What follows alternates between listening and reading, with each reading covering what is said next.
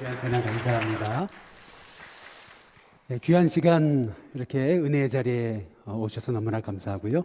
우리 한번 옆에 분들하고 눈으로 인사하겠습니다. 잘 오셨습니다. 우리 한 번 더 우리 같이 인사하겠습니다. 말씀의 사람 되시기를 바랍니다. 우리 같이 인사하겠습니다. 오늘은 우리 바이블 하이킹 네 번째 시간입니다. 오늘부터 우리 바이블 하이킹의 이제 본격적인 여행이 시작되는데요. 우리가 여행을 가게 되면은 여행 가기 전에 준비하잖아요. 어디를 갈까? 또 가서 뭘 먹을까? 또 무엇을 할까? 뭘 타고 갈까? 뭐 여러 가지 여행의 계획을 세우고 일정을 잡잖아요. 이제 그것이 지난 첫 번째, 두 번째, 세 번째 시간이었어요. 그리고 드디어 여행 당일이 되면 이제 아침부터 설레이는 마음으로 여행 가기를 준비했다가 드디어 여행을 출발하죠. 마찬가지로 오늘이 바로 그런 시간입니다. 내일부터 이제 여러분이 본격적인 바이블 하이킹 여행을 시작하시는 거예요. 그래서 바이블 여행을 시작하면서 오늘 드디어 이제 말씀의 여행으로 본격적으로 한 걸음을 내딛는 것이 오늘 제 네 번째 시간 원역사라고 하는 이 부분이 되겠습니다. 먼저 우리 바이블 하이킹을 이제 시작하면서 여러분 다 잘 아시겠지만은 그 참여 방법에 대해서 간단하게 좀 소개해 드리겠습니다. 먼저 여러분이 가지고 계신 이 핸드폰에 이제 카톡을 여시면은 여러분 개인 카톡이라든지 아니면 카톡방이 나오죠. 여러분이 말씀을 올리고 싶은 그 자리에 카톡을 여셔서 그리고 나서 여러분이 카톡을 딱 여시면 그러면 뭐가 뜨냐 하면 왼쪽에 십자 버튼이 있죠. 십자 버튼을 딱 누르시면은 그러면 그 다음에 뭐가 떠요? 음성 메시지 버튼이 보입니다. 그래서 음성 메시지를 버튼을 누르시면 그러면 어떻게 되죠? 빨간 동그라미가 떠요. 이제 녹음하라는 겁니다. 그래서 이제 여러분이 빨간 동그라미를 딱 누르시고 그리고 이제 태초에 하나님이 천지를 창조하시니라부터 시작해서 여러분이 고백하시는 읽으시는 말씀을 녹음하기 시작하는 거죠. 이 카톡 메시지, 음성 메시지는 상대방에게 딱 5분의 메시지를 보내게 돼 있는 시스템입니다. 그래서 창세기 1장 정도는 5분 안에 다 읽을 수 있습니다. 1장, 2장까지 읽으시려면 한 7분 정도 걸려요. 그러다 보니까 이제 2장을 읽으실 때는 여러분이 시간 배율을 잘 하셔서 그래서 2번 보내시든지 아니면 한 번에 끝내시든지 여러분이 결정하시면 되는 겁니다. 그렇게 해서 여러분이 5분간 성경을 읽으면 녹음하시고 녹음이 다 끝났으면 다시 이 동그라미를 빨간 동그라미를 누르시면 그리고 나서 여러분이 노란색 그 보내기 버튼을 누르시면 그러면 여러분이 녹음한 그 녹음한 내용들이 말씀이 여러분 개인 카톡이나 아니면 여러분이 요거 원하시는 카톡방에 이제 올라가게 되는 겁니다. 그래서 여러분이 속해 속도원들과 아니면은 여러분 가족들 카톡방이나 개인 카톡에 올리셔가지고 창세기 1장부터 시작해가지고 이제 1년간 이제 말씀 여러분이 선포한 읽으신 말씀을 계속 올려나가는 겁니다. 이렇게 해서 이제 내일부터 여러분이 1월 25일 월요일 날 창세기 1장을 읽으시고 1월 26일 날 화요일 날에 이제 2장, 3장, 또 4장, 5장, 6장, 9장, 10장, 11장 이렇게 해서 토요일까지 읽으셔서 여러분이 카톡방이나 개인 카톡이나 아니면 여러분 가족 카톡방에 올리시면 이제 되는 것입니다. 다른 그 성경 통독 프로그램하고 저희 일신교회에서 하고 있는 이 바이블 하이킹 영향하고 조금 차이점이 있다면 다른 성경 통독 학교는 그냥 테이프 틀어놓고 듣는 거예요. 아니면 눈으로 빨리 읽는 겁니다. 그런데 저희 바이블 하이킹 여행의 차이점 하나는 뭐냐면 여러분이 스스로 창세기 1장부터 여러분이 입을 열어서 소리내서 읽고 녹음하는 거예요. 이게 차이점이 있습니다. 아니, 왜 이렇게 어렵게 하시냐고 이제 이렇게 얘기하실지 모르지만은 이 생명의 말씀, 하나님의 말씀은 살았고 운동력이 있어요. 그래서 여러분이 입술을 열어서 선포하면서 읽기 시작할 때, 예를 들어 태초에 하나님이 천지를 창조하시니라, 여러분이 선포하며 읽으시기 시작할 때 그 말씀을 제일 먼저 듣는 사람은 여러분 자신이에요.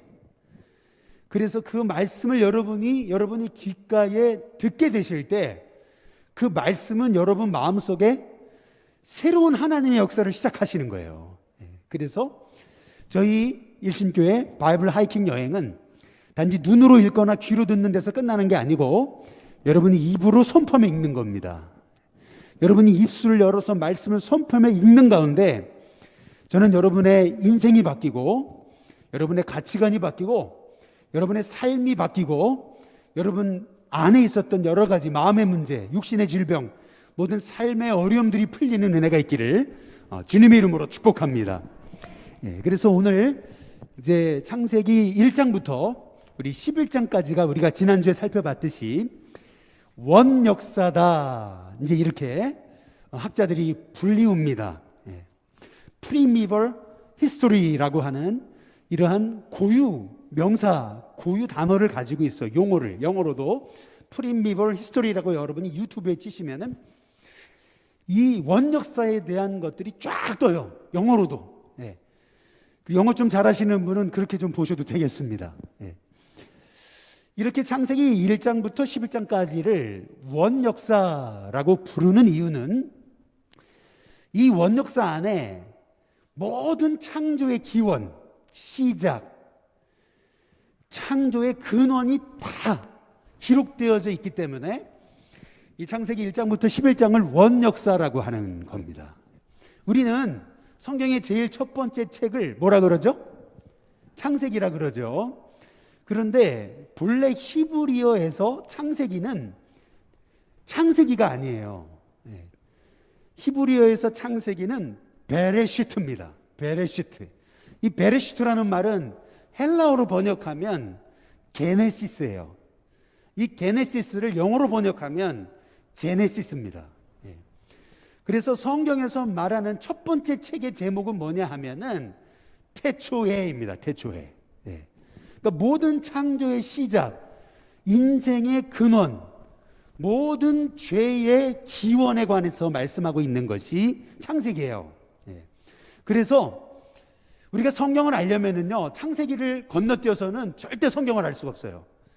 모든 일도 시작이 중요하듯이 마찬가지로 이 창세기 안에는 모든 인간의 문제뿐만 아니라 하나님이 계획하신 그 생명의 복음의 역사까지 이 창세기에 다 들어있어요.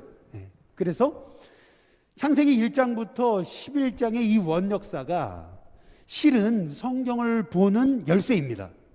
그래서 이 창세기 1장부터 11장에 이 말씀이 얼마나 소중한지 몰라요. 지난 시간에 말씀드렸다시피 이 원역사 안에는 4가지 사건이 기록되어 있다 그랬죠. 첫 번째 뭐죠? 창조, 하나님의 창조. 두 번째 인간의 타락. 그 다음에 세 번째 노아의 홍수 심판, 하나님의 심판. 그리고 네 번째 바벨탑 사건이 기록되어져 있다라고 이렇게 말씀을 드렸습니다. 우리가 이 창세기 1장을 딱 펴시면은요, 1장 1절이 어떻게 시작되죠? 여러분, 오늘부터 여러분이 꼭 교재로 가져오셔야 되는 거, 그것은 저희가 나눠드린 바이블 하이킹 여행 이 교재뿐만 아니라 여러분이 꼭 주교재로 가지고 오셔야 되는 거, 여러분께 나눠드린 핸드북은 안 가져오셔도 되는데 뭘 가져오셔야 돼요? 성경책을 가져오셔야 돼요. 제가 PPT를 준비는 했어요. 그런데 PPT로 다 이렇게 여러분께 쏠 수가 없어가지고 성경을 펼쳐서 읽어가면서 그 중에서 몇몇 구절은 PPT로 쏴서 여러분께 이제 같이 말씀을 같이 나누게 될 것이고요. 주로 여러분의 텍스트는 성경이어야 됩니다. 그래서 성경을 꼭 들고 오셔야 돼요. 그리고 펜을 들고 오시면 옆에다가 제가 설명드리는 것들을 조금 메모도 해놓으시면 여러분이 잊지 않고 이제 여러분이 바이블 하이킹 여행을 시작하면서 읽어 내려갈 때 여러분이 그 말씀을 읽다가 그 메모해 놓은 그 말씀 하나하나를 같이 보면서 읽어 나가신다면 말씀이 더 깊이 새롭게 깨달아지시는 은혜가 있게 될 줄로 믿습니다. 먼저 창세기 1장 1절에 보시면 태초에 하나님이 천지를 어떻게 해요? 창조하시니라 이렇게 말씀하시죠. 세상은 다 모든 게 우연인 것처럼 얘기를 해요.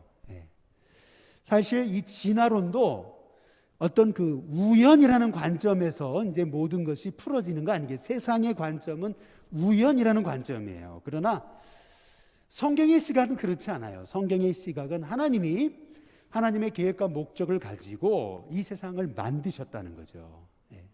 그런데 2절에 한번 보세요. 2절에 보시면 땅이 어떻게 돼요?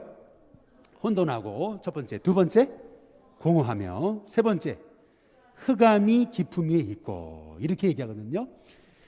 참 잘 좀 쳐다보시죠. 혼돈, 공허, 흑암이죠. 사실 이게 우리 인생을 얘기하는 거거든요. 여기서 혼돈이라는 얘기는 형체가 없다, formless예요. 형체가 없다.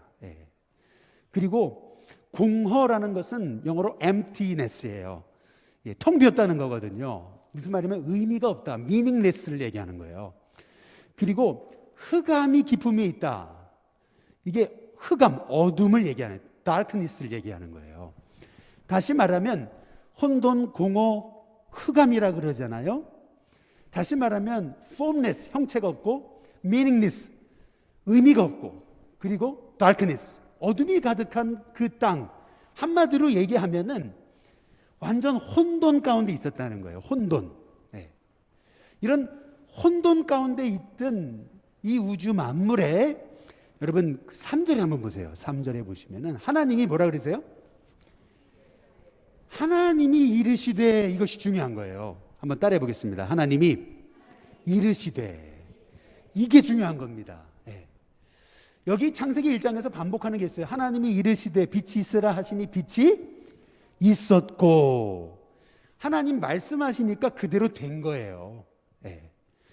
지금 창세기 1장에서 우리에게 설명하고 있는 것, 말씀하고 있는 것은 하나님이 이르시되예요. 이르시되. 이 이르시되라는 말은요, 히브리어로 다바르라 그래요. 다바르. 한번 따라해 보시죠. 다바르. 이 다바르라고 하는 동사는 굉장히 중요한 거예요. 이 다바르라고 하는 것은 하나님의 말씀을 다바르라 그러거든요. 근데 성경에서 말하는 하나님의 말씀은 우리가 보통 얘기하는 것과 좀 달라요. 우리는 100마디 말보다 한 번에 뭐가 중요해요? 행동이 중요하다 그러거든요. 우리는 말의 가치에 대해서 그렇게 중요하게 생각 안 해요. 100마디 말보다 한 번 행동해야지 이렇게. 그러나 성경은 아니에요. 성경은 하나님이 말씀하심에 이루어진 거예요. 빛이 있으라 하시니 빛이 있었어요. 궁창이 있으라 하니까 궁창이 있었어요. 셋째 날 하나님께서 땅과 바다와 식물이 있으라 하시니까 있는 거예요. 그리고 넷째 날 그 만드신 하늘 궁창에다가 해, 달, 별 있으라니까 있게 된 거예요. 그리고 다섯째 날 하나님 만드신 그 바다에 물고기가 있게 하시고 하늘에 새가 날게 하라 하셨더니 있기 그대로 된 거예요.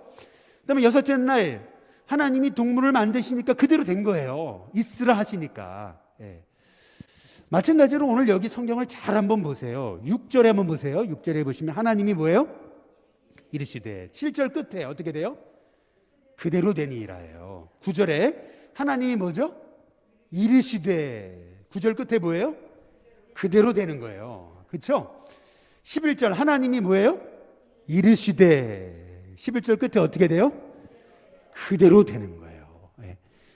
계속 하나님이 이르시니까 그대로 돼요. 하나님이 이르시니까 그대로 돼요. 그렇죠? 계속 반복돼요. 이것이 의미하는 것이 뭐냐면은 하나님 말씀의 능력이에요. 우리가 왜 바이블 하이킹을 하면서 그냥 눈으로 읽으면 되죠. 남이 읽은 거 그냥 귀로 들으면 되죠. 근데 왜 입으로 선포하라는 거예요? 여러분이 하나님의 말씀을 하나님 말씀으로 여기고 입으로 선포하면요, 그대로 됩니다. 이게 말씀의 능력, 이 말씀의 능력을 여러분이 깨달아 알고 확신을 가지고 매일 말씀을 선포하는 거예요. 태초에 하나님이 천지를 창조하시니란 말이에요. 내 인생 하나님의 계획과 목적을 가지고 만드셨단 말이에요. 우리 자녀들 하나님의 계획과 목적을 갖고 만드셨단 말이에요. 믿음으로 선포하면서 여러분이 입술로 고백할 때 그 말씀대로 그대로 되는 역사가 있게 되는 줄로 믿으시기를 주님의 이름으로 축복합니다. 그래서 이사야서 55장 10절에서 11절에 보면은요, 여러분이 한번 이사야서 55장 10절에 11절 메모해 놓으시고 나중에 보세요. 그 말씀 보면 이런 얘기가 있어요. 비가 하늘에서 내리고 눈이 내려가지고요, 땅을 적시는데요, 그냥 없어지는 게 아니고 어떻게 돼요? 비가 하늘에서 내려가지고 땅을 적셔가지고 씨앗을 자라게 해가지고 그래서 결국 열매 맺게 하시듯이, 마찬가지로 내 입에서 나가는 말도 헛되이 되돌아오지 않고 하나님의 뜻을 이루고 내가 보낸 일에 형통하리라, 이렇게 얘기합니다. 말씀의 능력에 대한 말씀이세요. 내 입에서 나가는 말은 절대 헛되지 않는다는 거예요. 하나님의 뜻을 이룬대요. 보내신 하나님의 뜻에 형통하는 역사가 일어나게 된다는 거죠. 여러분, 이게 말씀의 능력이고, 하나님은 흑암과 혼돈과 공허가 가득한 이 땅에 빛이 있으라 하시니까 모든 인생의 이 혼란했던 것들이 한순간에 질서로 바뀌는 거예요. 여러분, 이것이 말씀의 능력임을 깨닫고 여러분의 삶에 하나님의 말씀이 선포되고 말씀이 증거될 때 우리의 가정과 내 삶이 새로워짐을 믿고, 여러분의 삶에 이 말씀을 소중히 여기고 말씀을 끊임없이 여러분의 입술로 고백하는 저와 여러분이 되시길 주님의 이름으로 축복합니다. 우리 좀 이거 하울링이 많이 나는데 조금 봐주세요. 그래서 하나님께서 첫째 날 뭘 만드세요? 빛이 있으라. 둘째 날 궁창 하늘을 만드시죠. 셋째 날 땅과 바다와 식물을 만드시죠. 첫째, 둘째, 셋째 날 배경을 만드시는 거고요. 넷째, 다섯째, 여섯째 날 그 배경 안에 다 채우시는 거예요. 궁창에다가 하나님이 해달별, 그쵸, 광명체를 만드시는 거고, 그리고 다섯째 날 하나님께서는 만드신 그 육지와 바다에 또 하늘에 하나님께서는 새와 물고기를 만드시는 거예요. 그리고 여섯째 날 짐승을 만드시고 그 다음에 뭘 만드세요? 사람을 만드시는 거예요. 여기서 알 수 있는 게 뭐죠? 하나님이 온 우주 만물을 만드신 목적, 그것은 뭐예요? 사람을 만드시기, 저와 여러분을 만드시기 위해서. 그래서 우리 인간은 하나님이 하나님의 형상대로 만드시는 거예요. 아무리 장애를 가지고 사지를 움직일 수 없고 또 가진 그 어떤 지식의 좀 부족함으로 태어난 아이 같아도요, 그 아이에게는 뭐가 있어요? 하나님의 형상이 있는 거예요. 그래서 그 한 영혼을 바라보면서 우리는 하나님의 형상을 바라볼 때 그 한 영혼을 우리가 함부로 대할 수가 없는 거예요. 함부로 무시하고 함부로 넌 커도 넌 노력해도 안 돼, 이런 얘기를 한다는 것은 하나님이 만드신 이 피조물, 이 형상대로 만드신 사람을 우리 인간의 입술로 판단하고 저주하는 거예요. 그래서 우리가 하나님의 형상대로 만든 인간을 바라볼 때마다 그 영혼을 바라보면 하나님의 형상을 볼 수 있어야 돼요. 여러분, 그런 하나님의 은혜가 저와 여러분 가운데 있기를 주님의 이름으로 축복합니다. 이제 우리 창세기 2장으로 넘어가게 돼요. 2장에서 인간의 범죄 하나님의 용서라고 타이틀을 붙여봤는데 2장의 2절에 보시면 한번 같이 읽어보겠습니다. 같이 있습니다. 시작. 하나님이 그가 하시던 일을 일곱째 날에 마치시니 그가 하시던 모든 일을 그치고 일곱째 날에 어떻게 하세요? 안식하셨어요. 잘 보세요. 인간을 몇째 날에 만드셨어요? 여섯째 날. 그러면 인간은 만들어진 다음에 했던 일이 뭐예요? 쉬는 것부터 한 거예요. 하나님이 주신, 인간에 주신 첫 번째 축복이 있다면 하나님 안에서 안식하는 거예요. 이 안식이 얼마나 중요한지 몰라요. 사람은 안식해야 돼요. 근데 그 진정한 안식의 근원은 하나님 안에서 있다는 거예요. 그래서 3절에 한번 보세요. 3절에 보면 하나님이 그 몇째 날이요? 일곱째 날을 어떻게 하셨어요? 복되게 하셔서 어떻게 하셨다고요? 거룩하게. 여기서 거룩하게 하셨다면 구별하셨다는 거예요. 다른 날과 구별하셨다. 이는 하나님이 그 창조하시며 만드시던 모든 일을 마치시고 그날에 뭐 하셨기 때문에요? 안식하셨기 때문에. 오늘 이 말씀을 통해서 하나님이 인간을 만드시고 인간에게 주신 첫 번째 복은 하나님 안에서 안식하는 것임을 이제 우리가 깨닫게 되는 거죠.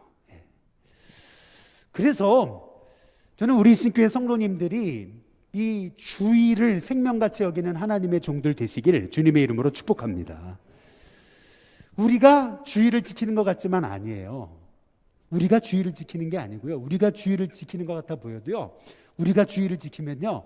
하나님이 우리를 지키시는 거예요. 그래서 우리는 인간에게 주어진 첫 번째 복, 하나님 안에서 안식하는 이 바로 주일, 안식일이다라고 하는 사실을 생각할 때 저와 여러분에게 정말 이 주일이 여러분에게 가장 복된 날, 행복한 날, 기쁜 날, 여러분의 인생을 세우는 날이 되시길 주님의 이름으로 축복합니다. 하나님이 두 번째 인간에게 주신 복이 있어요. 2장 8절에 보시면 여호와 하나님이 동방의 에덴에 동산을 창설하시고 그 지으신 사람을 거기에 두시니라. 하나님이 인간에게 주신 두 번째 복, 그것은 뭐예요? 안식처를 주신 거예요. 안식처. 제가 왜 이 말씀을 드리냐면요 15절 때문에 그래요. 15절 15절을 한번 읽어보시면은 같이 한번 읽어보겠습니다. 같이 읽습니다. 시작. 여호와 하나님이 그 사람을 이끌어 에덴 동산에 두어 그것을 그 경작이라는 단어에 동그라미를 치십시오. 경작하며 어떻게 하셨어요? 지키게 하셨다. 이 경작이라는 단어가 왜 이렇게 중요한 단어냐면요 많은 사람이 착각하기를 인간이 범죄한 다음에 사람에게 주신 형벌, 그것은 노동하는 고통이다, 이제 이렇게 생각을 해요. 물론 맞습니다. 그런데 많은 사람들이 그러면 인간이 죄 짓기 전에는 사람은 일 안 했다 이렇게 착각하시는데요, 그렇지 않아요. 여기 잘 보세요. 인간이 범죄하기 이전에 인간은요 일하는 게 기뻤어요. 하나님이 허락하신 에덴 동산에서 그 에덴 동산을 경작하며 지키는 것이 너무 기뻤어요. 일하는 기쁨이 있었어요. 그런데 인간이 선악과를 따먹고 죄를 범하면서부터 시작해서 그 일이 쉽게 말하면 고통이 된 거예요. 성경은요 일 자체가 하나님의 형벌이라고 얘기하지 않아요. 성경은요 하나님이 인간을 창조하시고 안식을 주시고 에덴 동산이라는 보금자리를 주시고 그거를 경작하는 기쁨을 주신 거예요. 그러니까 무슨 말이냐면 저는 우리 식구의 성도님들이 여러분이 일하는 기쁨을 누리시기를 주님의 이름으로 축복합니다. 내게 맡겨진 일, 사회에서 일, 직장에서 일, 가정에서 일, 그걸 고달프게 여기지 마시고 하나님의 자녀답게 내게 이러한 일할 수 있는 은혜를 주신 거 감사하면서 기쁨으로 일하세요. 그 보금자리, 내게 이렇게 일할 수 있는 삶의 터전을 주신 것을 감사하며 기쁘게 여기세요. 그럴 때 여러분이 삶의 자리에서 인정받는 사람이 되는 거예요. 그리고 나서 하나님께서 주신 세 번째 복은 뭐냐면요 그게 뭐예요?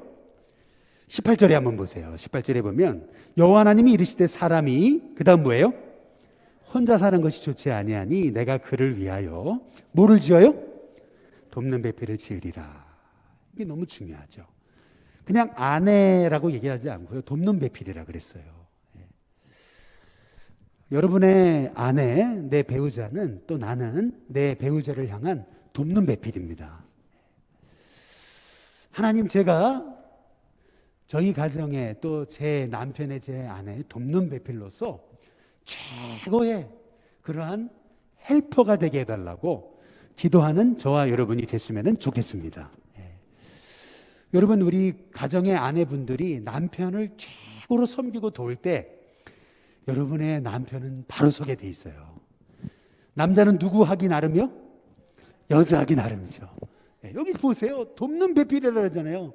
잘 도우면은요 남자가 아주 바로 서요. 근데 여러분, 그러니까 이제 이런 얘기하니까 남자분들이 좋아하시죠. 아니, 목사님 좀 더 하시라고.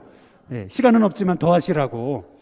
그런데 여러분 21절에 보세요. 21절에 보면 여호와 하나님이 가정을 만드시기 위해서 아담을 어떻게 하셨어요? 깊이 잠들게 하셨다 그랬어요. 예. 이 성경의 구조를 통해서 사람들은 이런 얘기를 해요. 하나님은 최초의 마축과 의사시라고. 야, 어떻게 아담을 이렇게 깊이 잠들게 하셨는지 갈비뼈를 빼내는데도 아담이 전혀 몰랐단 말이죠. 최고의 마축과 의사이신 하나님. 그런데 오늘 여기 아담을 깊이 잠들게 하셨다는 이 말씀을 통해서 우리가 깨닫는 것은 실은 잠들게 하신 것이 아니고요, 죽이신 거예요. 네. 마취는 죽은 것과 다름없는 거잖아요. 결국에는 남자가 죽어야, 남자가 죽어야, 여러분 남자가 가정에서 죽으시기 바랍니다. 예, 별로 다 여자분들만 아멘, 남자분들은 아멘 안 하시네. 예, 남자가 깊이 영적으로 죽을 때 여러분 그 가정은 더 복되게 되는 줄로 믿으시기를 주님의 이름으로 축복합니다. 잘 보세요. 하나님이 주신 축복, 안식. 하나님 안에서 안식하는 거 예배의 축복. 두 번째, 에덴 동산 보금자리, 안식처를 주셨어요. 그것을 내가 가꾸는 거예요. 남이 가꾸는 거 아니에요. 내가 가꾸는 거. 일하는 기쁨, 섬기는 기쁨. 하나님이 주신 축복이에요, 사실은요. 그다음에 세 번째 뭐죠? 가정을 주셨어요. 가정을 주신 거 하나님 축복 중에 축복이에요. 외로운 자로 가속 중에 처하게 하시며, 여기서 가속은 가정을 얘기하는 거예요. 시편에 진짜 외로움을 치료하시기 위한 처방으로 하나님 가정을 주셨다는, 이 가정을 주신 건 하나님 최고의 선물이에요. 그래서 여러분 가정을 귀히 여기시고 가정을 참 행복한 가정으로 세우시기를 주님의 이름으로 축복합니다. 그런데 3장에 이제 넘어가시면은 이 가정을 깨는 하나님이 주신 세 가지 축복, 안식과 이 에덴 동산 보금자리, 안식처, 그리고 가정이라는 축복을 깨는 영적 존재가 있다는 거죠. 그게 뭐예요? 3장 1절에 그런데 뭐요? 뱀은 이렇게 얘기하잖아요. 예. 여러분 이게 굉장히 중요해요. 우리 신앙생활에서 내가 열심히 산다고 무조건 내 인생이 잘 되는 거 아니에요. 예. 우리가 믿음 생활하면서 반드시 떠야 되는 눈은 뭐냐면은 끊임없이 나를 넘어뜨리려고 우는 사자와 같이 삼킬자를 찾고 있는 영적인 세력이 있다고 여러분 깨달아야 돼요. 예. 보이지 않는 영적인 세력이 있다는 것을 깨달을 때, 아 그렇구나, 지금 악한 사단이, 이 마귀가 날 넘어뜨리려고 하는구나, 이 한 가지만 깨달아도요 여러분은 이 영적 싸움에서 승리할 수 있습니다. 예. 그런데 이 아담과 하와가 그게 무지했잖아요. 뱀이 와서 이 아담과 하와를 유혹하고 넘어뜨리는데 너무 쉽게 넘어가는 거예요. 어떻게 해요? 어떻게 유혹해요? 3장 1절에 보시면은 같이 한번 읽어보겠습니다. 함께 읽습니다. 시작. 그런데 뱀은 여호와 하나님이 지으신 들짐승 중에 가장 뭐하다고요? 간교하니라. 뱀이 여자에게 물어 이르되 하나님이 참으로 너희에게 동산 모든 나무의 열매를 먹지 말라 하시더냐. 항상 마귀는요 우리의 마음에 하나님을 의심하게 해요. 하나님의 말씀에 대해서 의심의 씨앗을 넣는 거예요. 저 선악과 먹지 말라 그랬지 이렇게 얘기하지 않아요. 절대 하나님이 너희더러 여기 동산 모든 나무의 열매를 먹지 말라 하시더냐. 항상 우리로 하여금 의심의 씨앗을 넣는 거예요. 아니 왜 선악과 만드셨지? 안 만드셨으면 끝난 거 아니야? 이렇게, 야 선악과 하나님 왜 만드셨겠어? 이런 식으로 말이죠. 우리에게 자꾸 말씀을 의심하게 만드는 거예요. 근데 누가 넘어지는 건지 아세요? 여러분 아시기 바랍니다. 마귀는요 진공 상태에서 역사할 수 없어요. 고기를 잡을 때도요 미끼를 내려가지고 그게 그 미끼가 보암직 먹음직 탐스럽게 보였을 때 그냥 지나가는 물고기는요 절대 안 걸려요. 절대 붙잡히지 않습니다. 어부에게. 누가 붙잡히는 거예요? 그 미끼를 보고요 보암직 먹음직 탐스럽게 보여가지고 앙 무는 물고기만 이 어부의 밥이 되는 거예요. 항상 똑같아요. 영적인 싸움은 똑같아요. 결국 각 사람이 시험에 빠지는 것은 자기의 욕심이 되어 미혹되는 거예요. 결국에는요. 여기 아담과 하와도 똑같아요. 하나님이 너희 보러 이 동산 모든 나무의 실과를 먹지 말라 하시더냐? 딱 그랬더니요. 하와가 뭐라 그래요? 창세기 3장 2절에 3절에 보면은 같이 한번 읽어보시죠. 같이 있습니다. 함께 있습니다. 시작. 여자가 뱀에게 말하되 동산 나무의 열매를 우리가 먹을 수 있으나 3절 동산 중앙에 있는 나무의 열매는 하나님의 말씀에 너희는 먹지도 말고 그 다음 뭐라 그래요?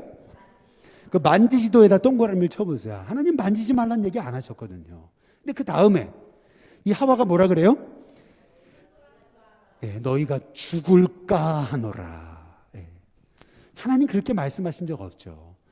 너희가 먹는 날에는 반드시 죽는다 그랬어요. 하와 스스로가요, 하나님 말씀을 의심하니까 이 말씀을 자기 마음대로 해석해 버리는 거예요. 옳거니 그때 사탄이 뱀이 뭐라 그래요? 뱀이 뭐라 그러냐면요, 너희가 그것을 먹는 날에 결코 죽지 않는다. 넌 절대 안 죽어. 그래서 말이죠, 그 사탄의 뭐에 속은 거예요? 거짓말에 속은 거예요. 거짓말. 그래서 예수님께서 요한복음 8장 44절에 너희는 너희 아비 마귀에게서 났으니 그 마귀의 거짓말을 너희도 행한다라고 말씀하고 계시는 거예요. 마귀는 뭐의 명수예요? 거짓말의 명수예요. 그래서 사도 바울이 얘기하죠. 내 사랑하는 형제들아 속지 말라고 말이죠.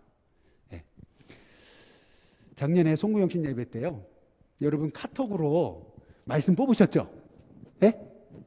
여러분 뭐 뽑으셨습니까?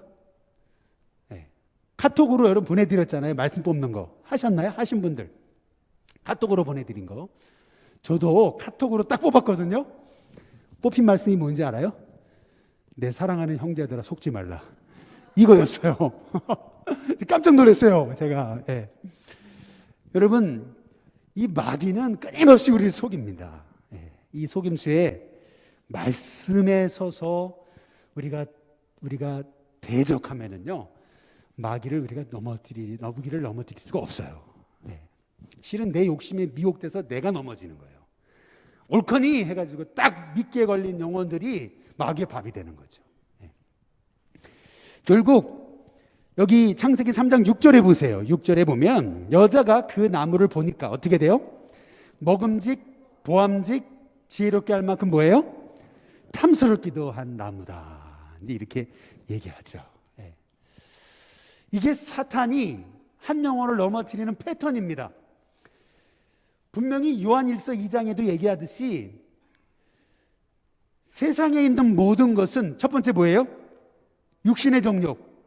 그 다음에 두 번째 안목의 정욕. 그 다음에 세 번째 뭐예요? 이생의 자랑인 거예요. 마귀가 마태복음 4장에서 예수님을 시험할 때도 돌들의 뭐가 돼요? 떡덩이, 육신의 정욕. 그 다음 뭐라 그래요? 뛰어내리라 그러잖아요. 그 다음에 절하라, 다 주겠다. 육신의 정욕, 안목의 정욕, 이생의 자랑. 이 패턴이 똑같은 거예요.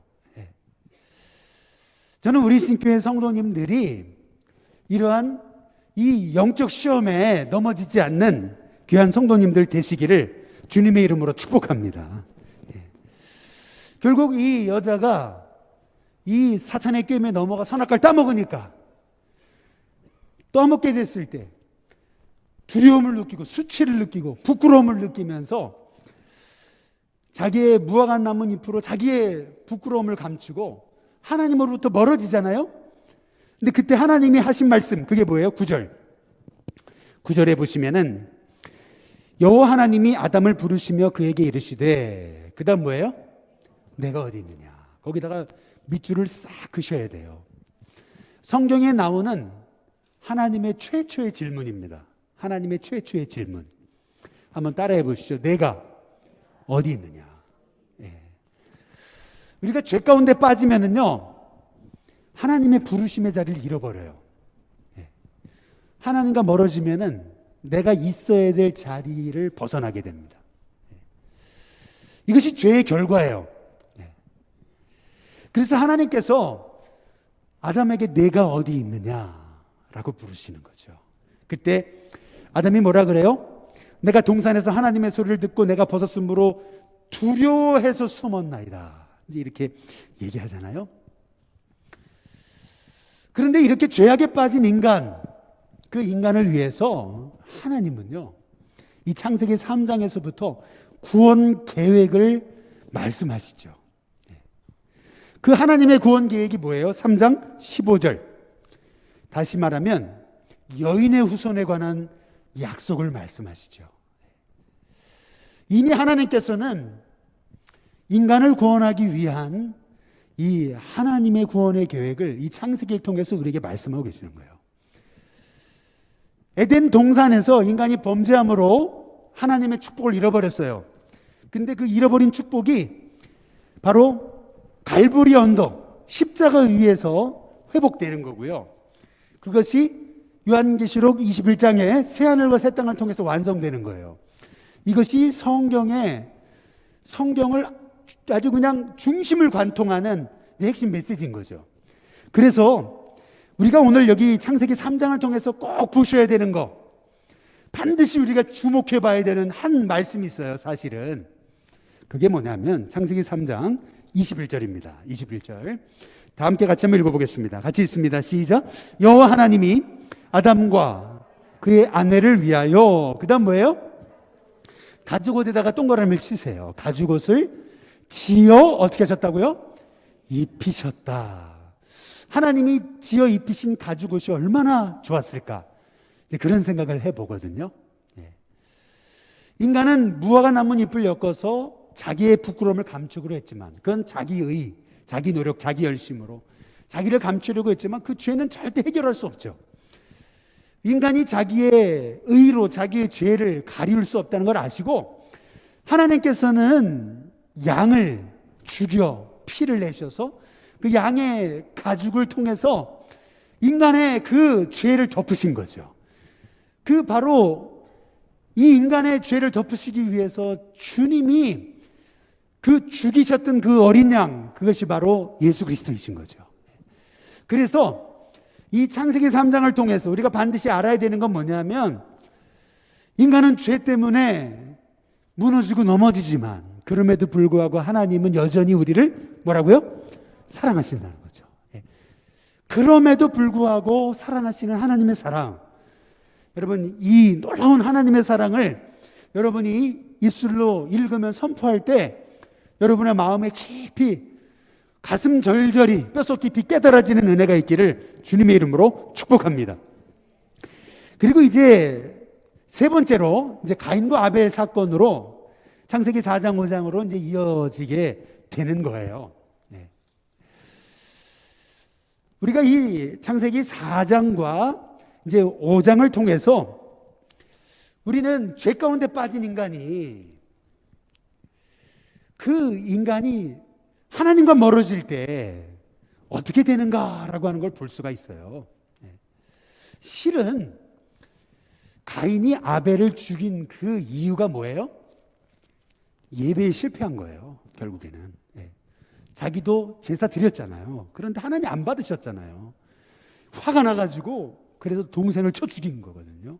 근데 여기 잘 한번 보시면은, 성경을 보시면은요, 4절에 한번 보세요. 4절에 보시면 아벨은 자기도 양의 첫 새끼와 그 기름으로 드렸더니 여호와께서, 그 다음 뭐예요? 아벨과 그의 제물은 받으셨으나, 5절에 보면 아벨과 가인과 그의 뭐예요? 제물은 받지 않으시니라. 우리는 이 가인과 아벨 사건을 우리가 성경적으로 해석할 때 자꾸 가인은 그냥 땅의 소산, 그냥 곡식 들여가지고 하나님 안 받으신 거고, 아벨은 양의 피를 드렸기 때문에 받으신다. 자꾸 우리는 그 제물에 포커스를 맞춰요. 근데 여러분 성경 잘 보세요. 잘 보시면은 아벨도요, 아벨 자신과 그의 제물을 드린 거예요. 뿐만 아니라 가인도 그 자신과 그의 제물을 드린 거예요. 핵심이 뭐죠? 똑같이 두 사람 다 제물 드렸어요. 근데 뭐가 문제인 거예요? 가인의 마음이 잘못된 거예요. 아벨과 제물이에요. 가인과 제물이에요. 예배란 뭐예요? 예배란 여러분 자신 하나님께 올려드리는 거예요. 근데 이미 가인의 마음이 잘못됐던 거예요. 그래서 가인을 안 받으신 거예요. 근데 그 탓을 누구한테 하는 거예요? 아벨한테 하는 거예요. 그래가지고요, 이 창세기에 나오는 두 질문, 이 원역사에 나오는 두 질문, 이게 너무 중요해요. 먼저 창세기 3장 9절 아까 같이 읽으셨는데 같이 한번 읽어보겠습니다. 같이 읽습니다. 시작. 여호와 하나님이 아담을 부르시며 그에게 이르시되, 그 다음 뭐예요? 이게 하나님의 첫 번째 질문이라 그랬죠. 근데 오늘 창세기 4장에 두 번째 질문이 나옵니다. 두 번째 질문은 뭐냐면 여호와께서 가인에게 이르시되, 그 다음 뭐예요? 내 아우 아벨이 어디 있느냐. 여러분, 이게 너무 중요한 거예요. 이게 뭐냐면요, 마태복음 22장에 37절에서 40절 한번 메모해 놓고 나중에 보세요. 마태복음 22장에 37절부터 40절에 보면은 내 하나님을 내 뜻과 마음과 정성을 다해 사랑하라. 이게 첫째 되는 계명이요, 둘째는 그와 같으니 내 이웃을 내 자신같이 사랑하라. 이렇게 얘기하시거든요. 이것이 온 율법과 선지자의 강령이다, 이렇게 얘기를 하세요. 하나님 사랑, 그 다음 뭐예요? 이웃 사랑. 이 창세기에 나오는, 원역사에 나오는 두 질문, 아담아 내가 어디 있느냐. 하나님과의 관계가 깨진 거예요. 하나님과의 관계가 깨지니까요, 내가 있어야 될 자리를 잃어버리는 거예요. 하나님과의 관계가 깨지면은요, 내가 있어야 될 자리를 잃어버려요. 늘 여러분께 물어보세요. 동규야, 너 지금 어디 있느냐. 네가 있어야 될 자리가 정말 하나님과 교통하는 자리냐, 하나님이 원하시는 자리냐, 늘 물어보셔야 돼요. 이 하나님의 인생을 향한 첫 번째 질문. 두 번째 질문은 뭐예요? 내 아우 아벨이 어디 있느냐. 뭐예요? 하나님 사랑, 그리고 뭐예요? 이웃 사랑. 예. 이게 하나님이 가인에게 하셨던 말씀이에요. 그랬더니 가인이 뭐라 그래요? 내가 내 아우를 지키는 자냐고. 예. 여러분 그거 아세요? 창세기 4장을 펴놓으시고 아벨이라는 단어가 나올 때 동그라미 쳐보세요. 몇 번 나오는지 아세요? 7번 나옵니다. 그러면 가인의 동생 아벨을 성경에서는 아우라 그러거든요. 아우가 몇 번 나오는지 아세요? 7번 나와요. 7번. 예. 7번 완전수예요. 예. 하나님은요, 지금 가인에게 물어보시는 거예요. 네 아우 아벨이 어디 있느냐. 몰라서 물어보시는 거예요? 아니에요. 예. 여기에 하나님 말씀의 핵심이 들어있는 거예요. 하나님 사랑, 뭐예요? 이웃 사랑. 예. 내 아우 아벨이 어디 있냐. 우리의 신앙생활은요, 하나님과의 관계가 흐트러지면요, 누구의 관계가 흐트러져요? 이웃과의 관계가 흐트러지는 거예요. 조정미 목사님의 책에 보니까 기가 막히게 이걸 해석해 놨더라고요. 뭐라고 해석해 놨냐면 이렇게 해석을 해놨어요. 하나님과의 관계가 어긋나면, 다시요, 하나님과의 관계가 어긋나면 매일 분한 일만 있대요. 하나님과의 관계가 어긋나니까 매일 분노할 일만 있다. 참 멋진 해석이었던 것 같아요.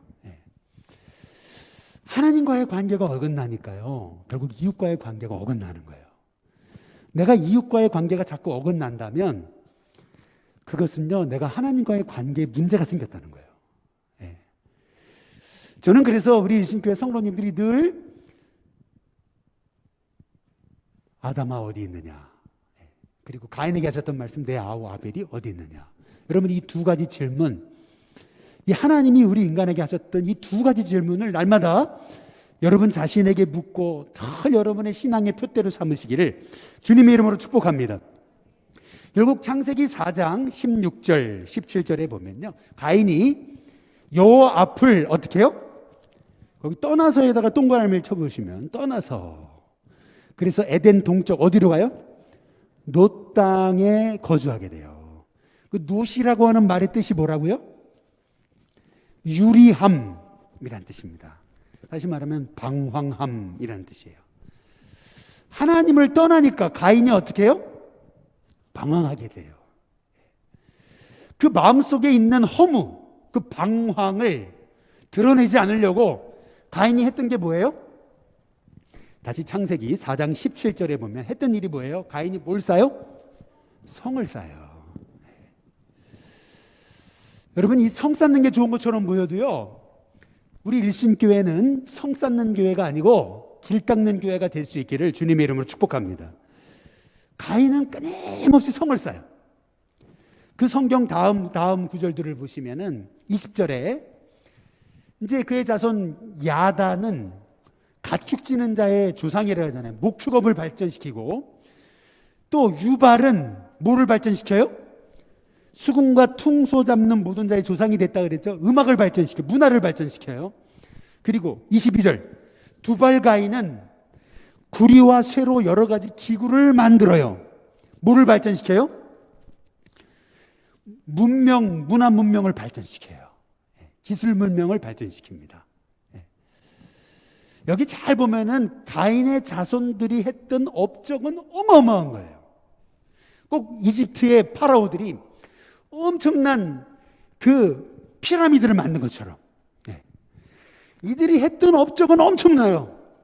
그런데 성경이 말하는 게 뭔지 아세요? 23절 끝에 부분에 보시면 나의 상처로 말미암아 내가 사람을 죽였고 나의 상함으로 말미암아 소년을 죽였도다. 24절 가인을 위해서는 벌이 7배인데 라멕을 위해서는 벌이 몇 배예요? 77배다. 가인의 후예가 소망으로 삼았던 것은 세상에서 이름 날리는 거예요. 세상에서 유명해지는 거예요. 세상의 문화와 문명을 발전시키는 거예요. 그러나 그들의 인생의 결론, 하나님 떠난 인생의 결론은 결국 상처와 눈물과 아픔뿐이었다는 거예요. 성경이 하시는 말씀이에요.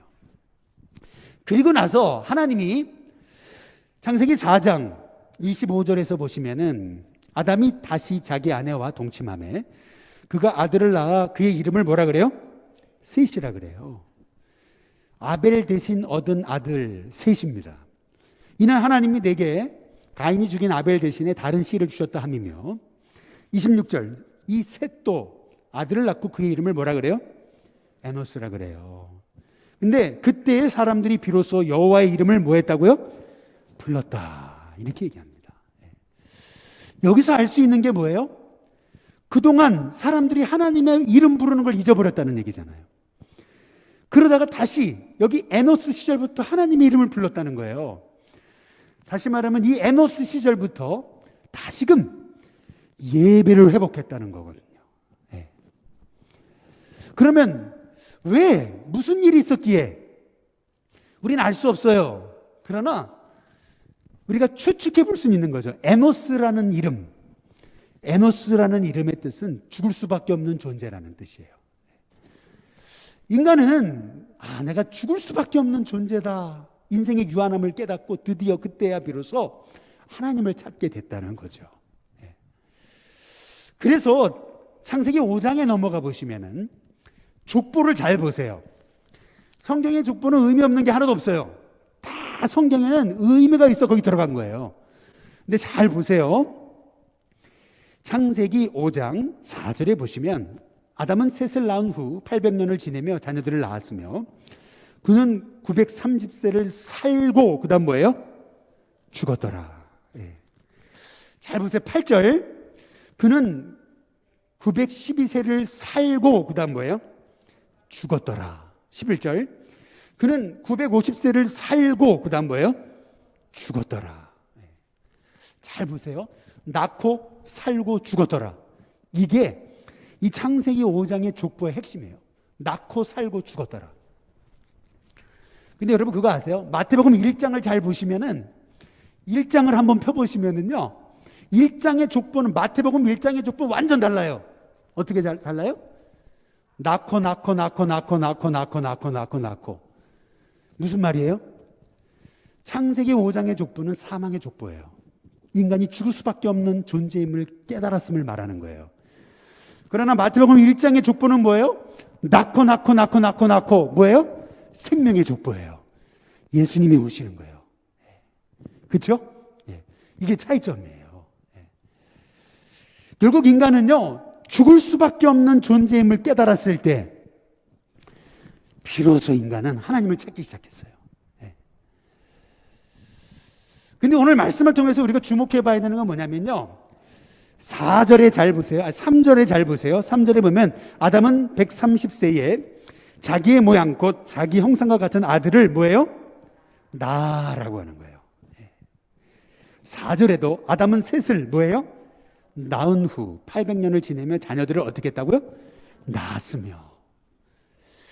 여기서 참 중요한 게 있어요. 그게 뭐냐면 이 창세기 4장에 나오는 가인의 족보와 이 창세기 5장에 나오는 이 셋의 족보랑 차이점이 있어요. 그게 뭔지 아세요?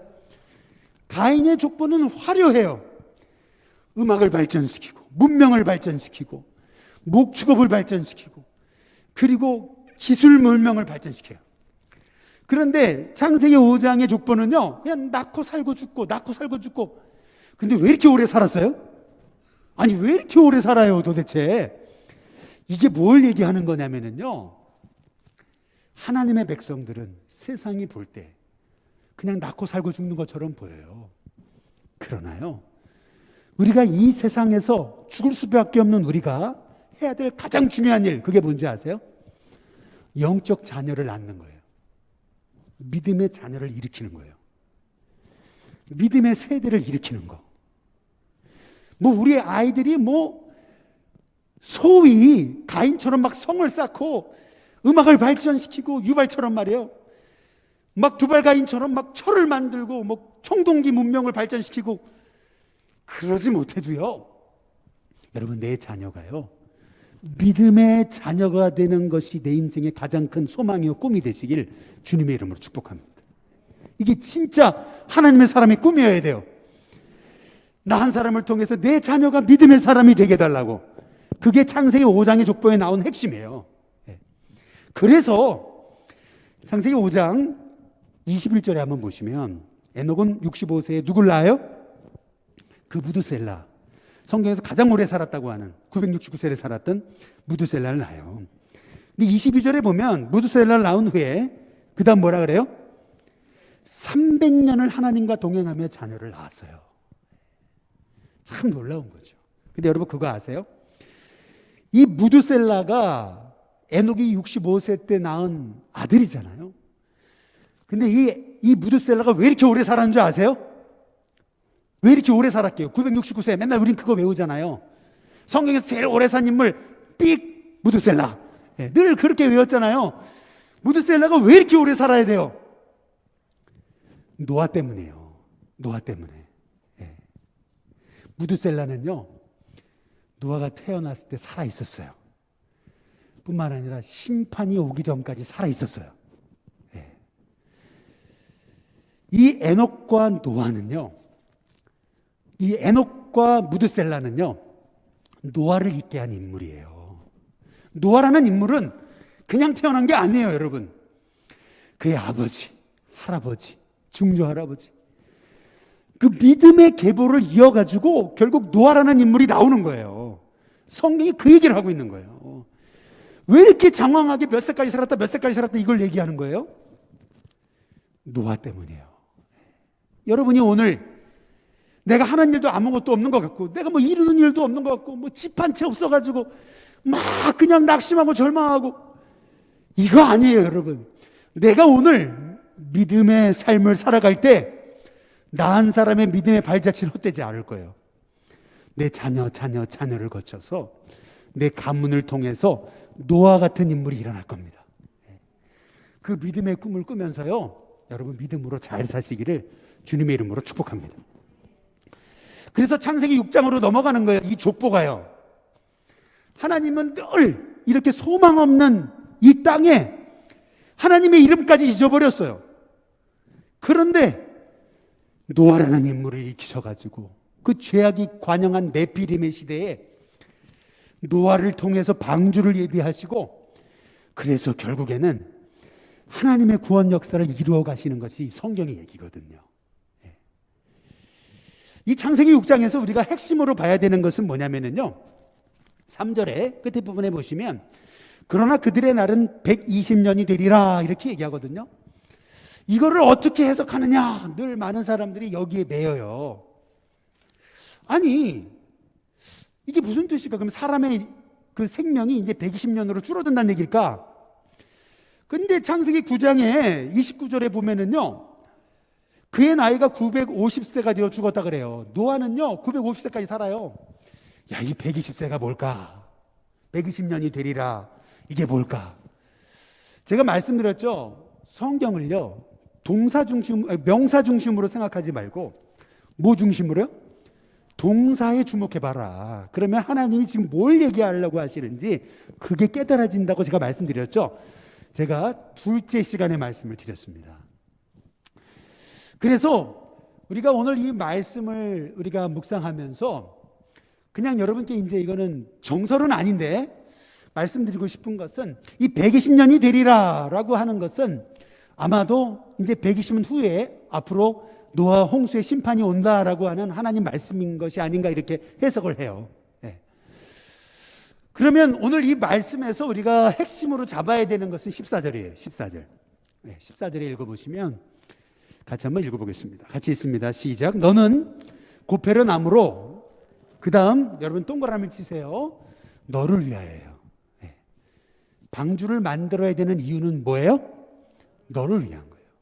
우리가 우리 일신교회를 세워가는 이유는 윤동규 목사 때문에요? 아니에요. 여러분을 위한 거예요. 여러분이 일신교회를 믿음의 공동체로 세우면 그것은 여러분이 복을 받는 거예요. 그래서 여러분을 위하여 방주를, 너를 위하여 방주를 만들라는 거예요. 근데 제가 거기 밑에다가 써놨죠. 방주라는 단어는요, 다시 한번 스크린을 보여주시면 이 방주라는 거는요 히브리어로 테바라고 불립니다. 테바. 한번 따라해 보시죠. 테바. 이 테바가 왜 이렇게 중요한 거냐면요, 저는 오늘 말씀의 핵심이 여기 테바에 있다고 봐요. 네, 이 테바가 중요해요. 아니, 제가 참 옛날에 영어 공부를 할 때 궁금한 게 있었어요. 아니, 노아의 방주, 그러면은 그게 영어로 그냥 배라고 하면 될 걸 왜 이렇게 어려운 아크라고 했을까? 왜 아크일까? 왜 방주가 뭔가? 네. 궁금하지 않으세요? 노아의 방주는요 반드시 아크라고 부릅니다. 네. 그렇다면 이 노아의 방주는 다른 배하고 차이가 있다는 거예요. 여러분 그거 아세요? 열왕기상 9장 26절에 보면은, 열왕기상 9장 26절에 솔로몬이 에시온 게벨에서 배를 만들었다 그래요. 거기서 말하는 배는 히브리어로 오니아라 그래요. 그러면 요나가 배를 타잖아요. 다시스로 가는 배. 그 배는요 스피나라 그래요. 네. 그러면 여기 방주가 얘기하는, 이 노아가 얘기하는, 노아가 만들었던 방주는요 이 오니아랑 스피아랑 다른 거예요. 스피나랑 다른 거예요. 차이가 있어요. 먼저 공통점, 그건 뭐냐면 물에 떴다는 거예요. 물에 뜬다. 네.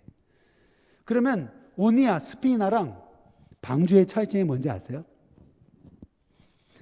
요나가 탔던 배는요 노가 있습니다. 자기가 원하는 대로 갈 수 있어요. 근데 방주는 아니에요. 방주는 뭐가 없어요? 노가 없습니다. 방향키가 없습니다. 돛도 없습니다. 그냥 쉽게 얘기하면 성냥꽉이에요. 그래서 이 테바, 방주랑 똑같은 히브리어가 또 하나 출애굽기에 나오는데 그게 뭐예요? 갈대상자예요. 네, 똑같아요. 갈대상자랑 방주랑 똑같은 단어를 쓰고 있어요. 그게 뭐예요? 테바입니다. 테바. 테바의 특징이 뭐예요? 왜 테바를 만들어야 돼요? 그 안에 노아가 방주 안에 들어갔을 때요 자기가 방향을 결정하지 않아요. 네. 어디로 가야 된다 자기가 하는 게 아니에요. 요즘 우리가 코로나라고 하는 어려움이 왔죠. 우리가 어떻게 해야 된다, 여러분 우리가 주관합니까? 아니잖아요. 우리의 인생은요 테바와 같아요. 이 출애굽기에서 모세가 태어났는데 3개월 동안 숨겼어요. 어머니가 더 이상 숨길 수가 없어요. 그래서 갈대 상자에 집어넣어가지고 아이를 집어넣어서 나일강에 띄우죠. 이 엄마가요, 그 갈대 상자를 나일강에 띄울 때 엄마의 손에서 이 갈대 상자가 딱 떠날 때 어떤 느낌이었겠어요? 잘 생각해 보세요. 그 피덩이 같은 아들을요, 3개월 동안 길렀는데요, 갈대 상자에 넣어가지고 나일강에 그냥 띄우거든요. 엄마의 손에서 딱 벗어날 때 어떤 마음이 들어요? 야, 하나님은 이 아들을 책임져 주셔야 된다고. 더 이상 내가 어떻게 할 수 없다고. 하나님, 이 아들을 하나님 책임져 달라고. 예. 여러분, 이게 갈대상자입니다. 이게 테바예요. 우리 인생, 우리 자녀들의 인생, 내가 주관하는 거 아니야. 내가 할 수 없어요. 언젠간 우리 손을 떠날 때가 와요. 어떻게 할 수가 없어요. 누가 하셔야 돼요? 하나님 하셔야 되는 거예요. 여러분, 이게 방주입니다. 방주의 노아는요, 전적으로 인생을 하나님께 맡기고 들어간 거예요. 사나 죽으나 하나님이 내 인생 주관하심을 믿고 8가족이 들어간 거예요. 그래서 이 방주의 핵심이 뭔지 아세요? 방주의 길이가 오늘 여기 말씀에 15절에 보면은 길이가 300규빗, 너비는 50규빗, 높이는 30규빗이다. 그래서 길이는 한 133m 되고, 또 너비는 22m 되고, 높이는 13m 된다. 축구장보다 큰 거예요. 이게 노아의 방주다. 우리는 자꾸 여기에 핵심을 두잖아요. 그게 아니고요. 이 노아 방주의 핵심은 뭐냐면, 노아의 방주는 테바라는 거예요. 이게 우리 인생과 같다는 거예요. 우리 인생 우리가 주관하는 거 아니라는 거예요. 하나님께 전적으로 맡기고요. 우리 가정의 앞길, 자녀의 앞길도 하나님께 테바처럼 맡기는 거예요. 그럴 때 하나님이 저와 여러분의 인생을 주관하시는 겁니다. 이게 노아 방주의 사건에서 우리 주님이 우리에게 주시는 음성이에요. 놀라운 게 있어요. C.H. 캉이라고 하는 중국 학자가 있어요. 근데 이 C.H. 캉이라고 하는 분이 창세기의 발견이라는 책을 썼거든요. 근데 이 창세기의 발견이라는 책에요, 이 원역사, 창세기 1장부터 11장의 이 원역사를요, 한문으로 다 풀어놨어요. 한문으로. 이 노아의 자손 셈, 함, 야벳이요, 세계로 흩어지잖아요. 그 흩어진 사람들이 중국까지 왔다는 거예요. 그래서 이 한자 문화권을 쓰는 사람들은 이미 자신의 조상들로부터 이 원역사의 말씀을 전해 들었다는 거예요. 그래서 이 한자를 보면은 하나님의 창세기 1장부터 11장 역사가 다 나온다는 거예요. 한번 보여드릴게요. 먼저 첫 번째 사진 한번 보여드리면은, 이 배선자를 잘 보시면은 배에다가요, 뭐예요? 8식구가요, 식구할 때 구자잖아요. 그렇죠? 그래서 배예요. 배선자. 별로 놀라지도 않으시지만, 두 번째 사진을 잘 보세요. 이게 제 책에서 그냥 찍어가지고 여러분께 보여드리는 건데, 귀신 귀자를 잘 보세요. 활동을 의미하는 획 하나랑 밭전자 나오죠? 이게 뭐예요? 에덴 동산이에요. 그 중에 사람의 모습을 가지고 있죠? 그리고 은밀히 다가서는 자가 누구예요? 귀신이에요. 귀신 귀자. 네. 잘 보세요. 에이, 목사님, 그 다음 보세요. 마귀 맞자를 잘 보세요. 활동을 의미하는 획 하나랑 밭전자, 에덴 동산에서 사람의 모습을 하고 은밀히, 이게 귀신인데요. 근데 이 귀신이 뭘 썼어요? 항상 덮개를 쓰고요, 자기를 감춰요. 어디 사이에서요? 두 나무 사이에서. 생명나무, 선악과 사이에서. 그게 뭐예요? 마귀예요. 네. 그러면은 하나님이 생명나무 따먹지 말라, 이 선악과 따먹지 말라 그러셨잖아요. 그 말끔자를 잘 보세요. 그 말끔자 뭐예요? 두 나무가 있어요. 생명나무, 선악과. 그 중에서 이게 보이다라는 뜻도 있지만 명하다는, 말하다, 알리다라는 뜻도 있는 거죠. 하나님이 명하신 거예요. 두 나무 사이에서. 뭘 따먹지 말라고요?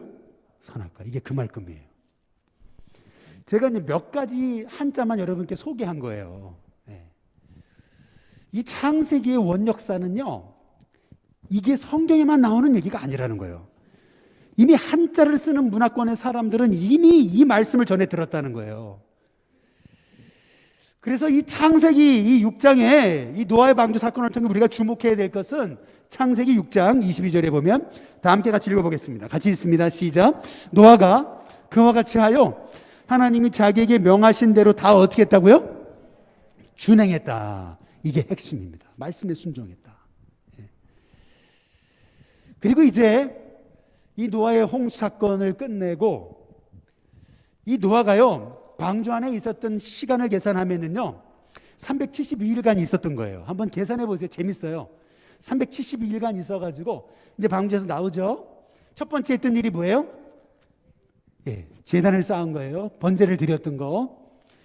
이제 그리고 이 사건은 족보 이야기로 또 넘어가요. 창세기 10장입니다. 다섯 번째 약속의 성취라는 거죠. 10장에 보면은 또 사람 이름이 쫙 나오거든, 족보. 이 족보가 의미하는 게 뭐예요? 창세기 9장 1절의 말씀의 성취라는 거예요. 다 함께 같이 읽어보겠습니다. 함께 있습니다. 시작. 하나님이 노아와 그 아들들에게 복을 주시며 그들에게 이르시되, 그 다음 뭐예요? 생육하고 번성하여 땅에 충만하라 하신 하나님의 약속이 이루어진 겁니다. 그런데 우리가 이 아담의 노아의 방주에서 기억해야 될 거 한 가지가 있는데, 노아가 방주에서 나와가지고 농사를 짓죠. 포도나무를 심었어요. 그 포도에 이 발효된 이 음식, 술을 마시고 추태를 부리죠. 그때 셈, 함, 야벳 세 아들 중에서 셈, 야벳은 아버지의 부끄러움을 뒤로 들어가가지고 가려드리고 덮어드리죠. 허물을 덮는 거. 그러나 둘째 아들 셈, 함의 경우는 그 아버지의 부끄러움을 다 세상에 까발리고 드러냈죠. 그런데 이 창세기 10장의 족보에 보시면 이제 이 함의 후손을 한번 잘 보시면은요, 함의 후손을 6절에 한번 보세요. 6절에 보시면 창세기 10장 6절에 성경을 펴시고 10장 6절에 보시면 함의 아들은 누가 돼요? 굿수와 미스라임과 붓과 가나안이다. 이제 이렇게 얘기를 해요. 그러면 15절에 보세요. 그 가나안, 이 함의 후손 가나안은 장자 시돈과 뭐를 낳아요? 헷을 낳고, 또 여부스 족속과 아모스 족속과 기르가스 족속과 히위 족속과 알가 족속과 신 족속과 쭉 나오죠? 뭘 얘기합니까? 이스라엘 백성이 가나안을 정복할 때 하나님의 자손과 원수됐던 족속들입니다. 그런데 이 함의 후손이 누가 되는 거예요? 여기 창세기 11장에 이제 여섯 번째 바벨탑 사건이 이제 되는 건데요. 창세기 10장 한번 10절을 보세요. 10장 10절에 보면 그의 나라는 어디 땅이요? 신할 땅의 바벨과 이렇게 나오죠. 창세기 11장에 보세요. 보세요. 2절에 이에 그들이 동방으로 옮기다가 어디요? 신할 평지를 얘기하죠. 누구의 후손의 얘기예요? 함의 후손의 얘기입니다. 다시 말하면 바벨탑을 쌓은 사람은 함의 후손인 거예요. 아까 말씀드렸죠. 가인의 후예는 엄청난 문명을 발전시키는 것 같아요. 성을 쌓고요, 수많은 기계 문명을 발전시키는 것 같아요. 그러나 결론은 뭐예요? 아담을 향해서, 이 가인을 향해서는 벌이 7배인데 라멕을 위해서는 벌이 77배예요. 마찬가지로 이 함의 후예가 엄청난, 세상적으로는 엄청나게 잘 나가는 것 같죠. 바벨탑을 쌓죠. 그러나 하나님 떠난 족속은 결국 혼돈뿐이라는 거예요. 그래서 바벨탑에, 바벨이라는 뜻은 뭐냐면요, 히브리어로 바벨은 confused입니다. 아주 혼돈, 이것이 여러분 바벨의 뜻이에요.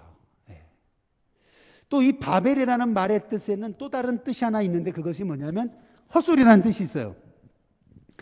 그들의 헛소리가 뭐냐? 창세기 11장 4절에 보면은 헛소리 3개가 있어요. 말하되 첫 번째 헛소리가 뭐죠? 성읍과 탑을 건설하여 그 탑 꼭대기를 어디에요? 하늘에 닿게 하자. 헛소리. 두 번째. 그리고 우리의 이름을 내자. 두 번째 헛소리. 세 번째 뭐예요? 온 주변에 흩어짐을 면하자. 세 번째 헛소리라는 거죠. 하나님 흩으시니까요. 그러니까 그들의 모든 계획이 한순간에 허사가 되잖아요. 근데 성경이 말하는 것은 이거예요. 아무리 세상이 혼돈하고 세상이 공허하고 흑암의 깊음에 있어도 하나님 말씀이 선포되는 자리에는 다시 질서가 회복되고 하나님의 생명의 역사가 일어난다는 거예요. 그래서 그것이 창세기 11장의 10절 셈의 족보는 해가지고 쭉 나가죠. 마지막 26절 셈의 족보를 통해서 주님이 말씀하고자 하시는 사람이 누구예요? 26절 데라는 70세에 누구요? 아브라함을 낳죠. 그렇죠? 27절 데라의 족보는 이러하니라. 데라는 누구를 낳아요? 아브라함을 낳잖아요. 네. 결국 하나님이 지금 원 역사를 통해서 끊임없이 말씀하시는 건 뭐냐면 가인이 아벨을 죽여요. 사람들이 하나님의 이름을 잊어버리는 것 같아요. 그러나 하나님께서는 셋이라는 인물을 일으키시고 그 자손 에노스를 통해서 하나님의 이름을 회복시키세요.